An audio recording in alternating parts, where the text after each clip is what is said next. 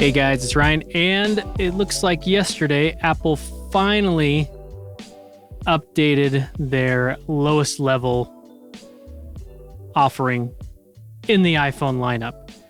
They released the second generation of the iPhone SE. Looks like it's going to come in at about $400, and that's without a trade-in. If you do a trade-in, which they've been doing for a while now, you can get it down to, I believe, around $230, $250, something like that, which ain't too shabby. So, is this particular model worth it? And what's kind of its differences between, let's say, something like this, which is an iPhone 11 Pro, and we'll get it the right way, iPhone 11 Pro, and this entry-level model? Why is this $1,000 more? As you could probably see if you've looked at some of these, it's the old design, right? It's got the fingerprint sensor instead of the facial recognition, which, has worked well for quite a while. And, it's been built on a budget. So it's still glass. It's got wireless charging. It's got the A13 chip, which this one has the A13 chip in it.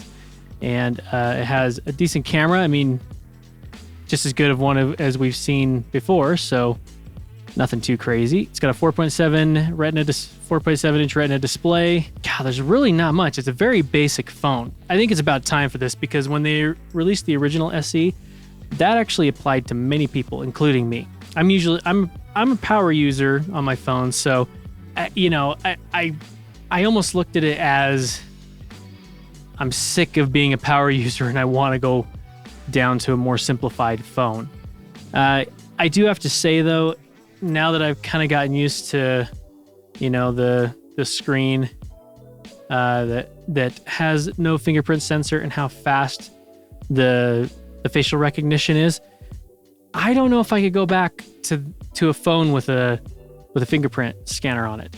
Now I came from an iPhone 6s Plus, and that fingerprint sensor worked pretty well for the majority of its lifetime. Towards the end, before I got my new iPhone 11 Pro, it was having some issues. It didn't, I don't have the driest of hands, so, sometimes it'd have issues reading my thumbprint or something, but now it really does. And it's so nice just to be able to look at your phone and have it unlocked like that. It's just so quick.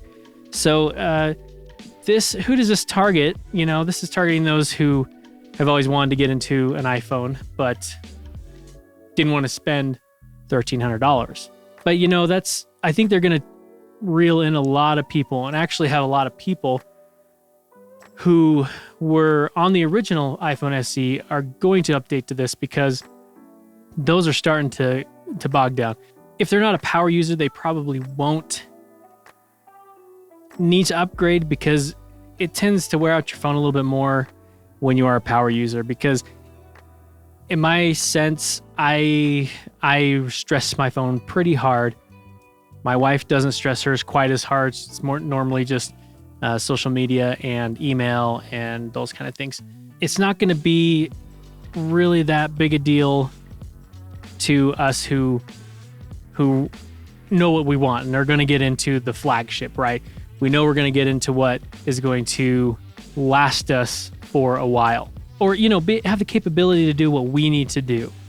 And for those who are just doing the basic email, social media, and some news and phone calls and texting, this is going to be very, very tempting for those who have always just looked at an iPhone and said that's a little too much.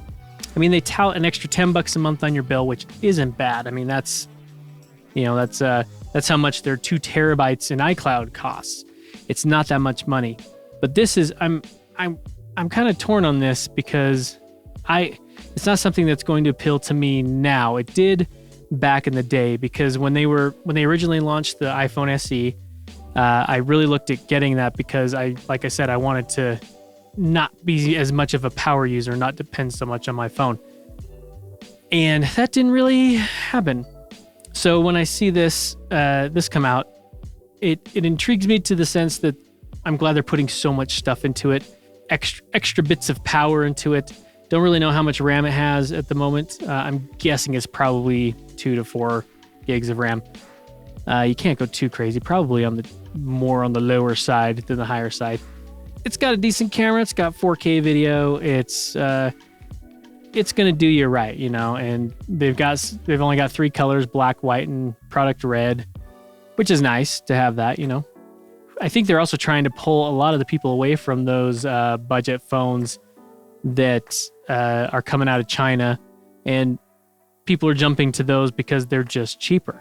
And this will give you a pretty tempting place to enter into the Apple ecosystem, especially coming from an old phone or a phone that doesn't integrate as well with your Mac and your Apple TV and all your other peripherals that Apple sells you and we buy.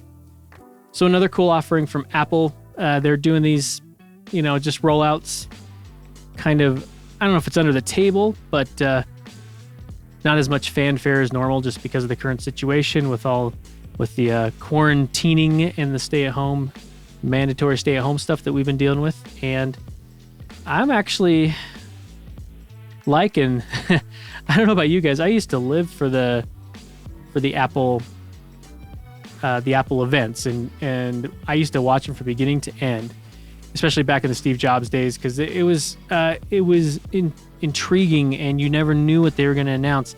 Now with all the rumors and everything, you know what they're going to announce.